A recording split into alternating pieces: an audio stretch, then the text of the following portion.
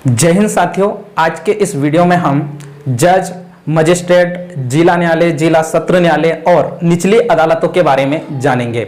साथियों, वीडियो को ध्यान से देखना, अंत तक देखना। और आपने अभी तक हमारे चैनल को सब्सक्राइब नहीं किया हो तो चैनल को सब्सक्राइब जरूर कर लीजिएगा।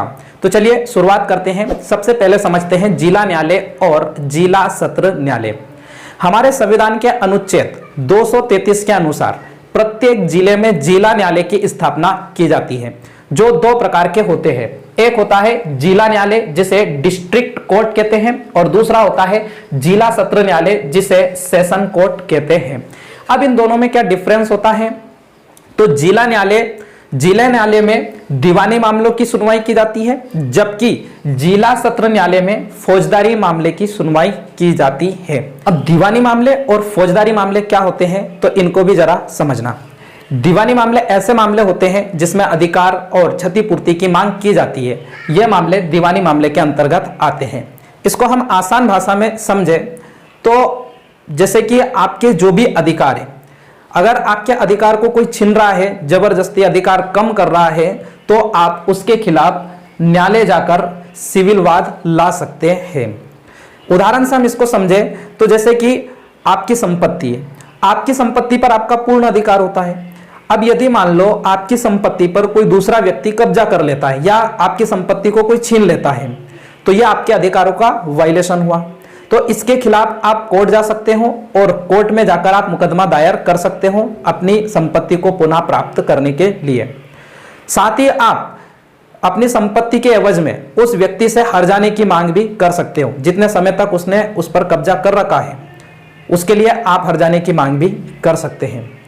यदि मान लो आप मंदिर जा रहे हो पूजा करने के लिए, या फिर आप मान लो कोई व्यक्ति है मस्जिद जा रहा है नमाज पढ़ने के लिए, तो आपको यदि कोई रोकता है धार्मिक कृत्य करने से, तो भी आप न्यायालय जाकर मुकदमा दायर कर सकते हो, सिविल वाद ला सकते हो, क्योंकि धार्मिक मामले भी सारे सिविल मामले के अंतर्गत आते हैं। अब अगर आपको कोई धार्मिक कार्य करने से कोई रोक रहा है, तो ये आपके अधिकारों का वायलेशन हो रहा है। इसके एवज में आप हर्जाने की भी मांग कर सकते हो और अपना अधिकार प्राप्त करने की भी मांग कर सकते हो। या फिर हम यूं समझे कि आपने किसी के साथ पार्टनरशिप में कोई बिजनेस स्टार्ट किया है, अब कुछ समय के बाद आप अपनी पार्टनरशिप तोड़ना चाहते हो, तो भी इसके खिलाफ न्यायालय में सिविल मामला लाया जा सकता है। या आपने मान लो कोई कॉन्ट्रैक्ट साइन किया हो किसी संस्था में कार्य करने के लिए, आपने कॉन्ट्रैक्ट साइन करके लिख दिया हो कि मैं फलानी संस्था में इतने समय तक के लिए यहां पर कार्य करूंगा। अब आप उस समय से पहले ही अगर उस कॉन्ट्रैक्ट को तोड़ देते हो, अब आपके कॉन्ट्रैक्ट तोड़ने से उस कंपनी को जो भी नुकसान होता है या उसका अधिकार कम होता है, तो आपके खिलाफ वो संस्था कोर्ट में सिविल मामला ला सकती है और इसके एवज में आपको हर्जाना देना पड़ सकता है। तो ऐसे सभी मामले जिसमें अधिकार कम होते हो, तो उस अधिकार को पुनः प्राप्त करने के लिए, उसके एवज में हर्जाना मांगने के लिए जो मामला दर्ज होता है कोर्ट में, उसे हम सिविल मामले कहते हैं। और ऐसे सभी मामलों की सुनवाई जिला न्यायालय में की जाती है। अब जब ये जिला न्यायालय में ये ऐसे मामले जाते हैं, तो इसकी सुनवाई कौन करता है? तो याद रखिएगा, जिला न्यायालय में सिविल मामलों की सुनवाई करता है जिला न्यायाधीश। जी हां, जिला न्यायाधीश जिला न्यायालय में दीवानी मामले या सिविल मामले की सुनवाई करता है। आई होप कि आप समझ गए होंगे। दूसरी हम बात करें जिला सत्र न्यायालय की, सेशन कोर्ट। तो सेशन कोर्ट में फौजदारी मामले, इसी को हम बोलते हैं आपराधिक या क्रिमिनल केस, ऐसे मामले की सुनवाई जिला सत्र न्यायालय में की जाती है। अब फौजदारी मामले या क्रिमिनल मामले क्या होते हैं? तो जितने भी चोरी, बलात्कार, लूट, हत्या, मर्डर जैसे भी ये केस आते हैं ना, ये सारे आपराधिक श्रेणी के केस होते हैं, क्रिमिनल केस होते हैं। इनकी सुनवाई जिला सत्र न्यायालय यानी कि सेशन कोर्ट में की जाती है। अब अगर ऐसा कोई मामला है, आपराधिक मामला है और सेशन कोर्ट में वो गया है, तो यहां पर इसकी सुनवाई कौन करेगा? तो सेशन कोर्ट में आपराधिक मामलों की जो सुनवाई करता है उसे कहते हैं सत्र न्यायाधीश। जी हां, सेशन जज भी बोलते हैं इंग्लिश में, या सत्र न्यायाधीश बोलते हैं। तो याद रखिएगा, जिला न्यायालय में जो सुनवाई करता है वो होता है जिला न्यायाधीश, और सत्र न्यायालय में जो सुनवाई करता है वो होता है सत्र न्यायाधीश। जिला न्यायालय में दीवानी मामले की सुनवाई होती है, जबकि सत्र न्यायालय में फौजदारी या क्रिमिनल या आपराधिक मामले की सुनवाई होती है। आई होप कि आप जिला न्यायालय और सत्र न्यायालय के बारे में समझ गए होंगे। अब बात करते हैं निचली अदालत यानी कि लोअर कोर्ट की। ये जो निचली अदालत है ये जिला न्यायालय के अधीन होती है, जिला न्यायालय के नीचे ये कार्य करती है। निचली अदालत में भी दो प्रकार के मामले आते हैं, एक सिविल और दूसरा फौजदारी। सिविल मामले वही अभी मैंने बताया, दीवानी मामले। तो निचली अदालत में जो दीवानी मामले की सुनवाई करता है वो होता है सिविल जज। याद रखिएगा, लोअर कोर्ट में सिविल मामले की सुनवाई सिविल जज करता है, जबकि निचली अदालत या लोअर कोर्ट में जो आपराधिक मामले आते हैं उसकी सुनवाई करता है मजिस्ट्रेट। जी हां, मजिस्ट्रेट, इसी को हम दंडाधिकारी कहते हैं। तो याद रखिएगा, यहां पर लोअर कोर्ट में सिविल जज सिविल मामले की सुनवाई करता है, जबकि आपराधिक या फौजदारी मामले की सुनवाई मजिस्ट्रेट करता है। यहां पर अब आपको मजिस्ट्रेट और जज में अंतर देखने को मिलेगा। तो यहां पर लोअर कोर्ट में होता है मजिस्ट्रेट जो फौजदारी मामले की सुनवाई करता है।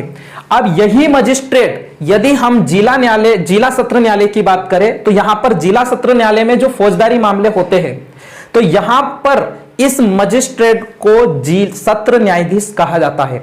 ठीक है, याद रखना, जिला सत्र न्यायालय में मजिस्ट्रेट को सत्र न्यायाधीश कहा जाता है, जबकि अगर निचली अदालत की बात करें तो यहां पर फौजदारी मामले की सुनवाई करने वाले को मजिस्ट्रेट कहा जाता है।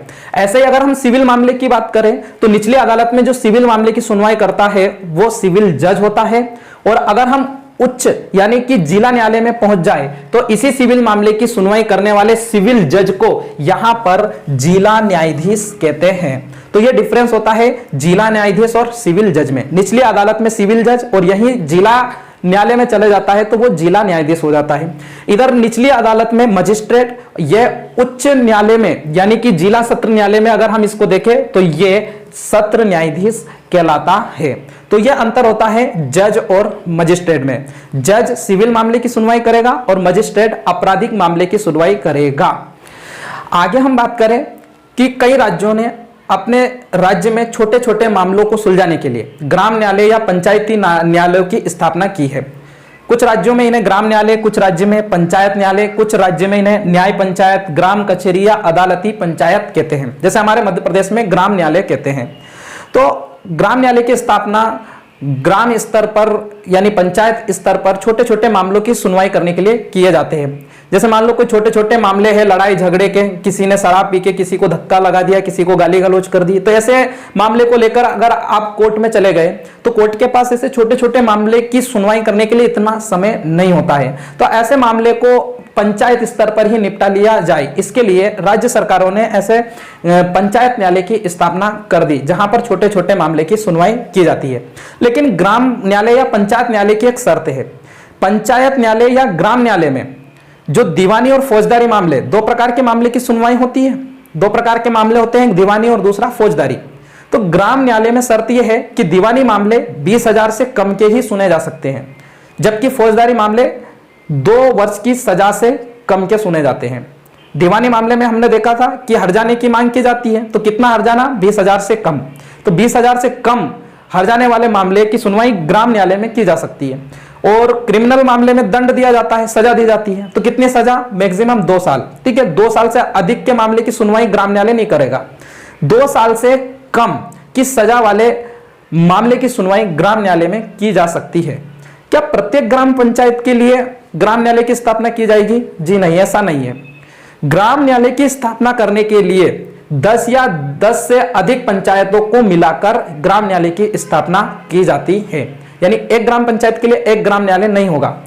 ग्राम न्यायालय के लिए कम से कम 10 पंचायत चाहिए और 10 पंचायत को मिलाकर ही ग्राम न्यायालय की स्थापना की जाती है। तो यह होता है हमारे देश में जिला न्यायालय, जिला सत्र न्यायालय और निचली अदालत और ग्राम न्यायालय के बारे में। ग्राम न्यायालय के बारे में एक जानकारी आपको और बता दूं, अगर हम बात करें मध्य प्रदेश की, तो मध्य प्रदेश में राज्य स्तर पर पहला ग्राम न्यायालय की स्थापना 26 जनवरी 2001 को नीमच के झातला ग्राम में की गई है। और केंद्र योजना अनुसार 2 अक्टूबर 2009 को भोपाल के बेरसिया में पहला ग्राम न्यायालय की स्थापना की गई है। तो साथियों, आपको जानकारी अच्छी लगी हो तो वीडियो को लाइक शेयर कीजिएगा, और आपने अभी तक हमारे चैनल को सब्सक्राइब नहीं किया हो तो चैनल को सब्सक्राइब कर लीजिएगा। धन्यवाद। जय हिंद, जय भारत।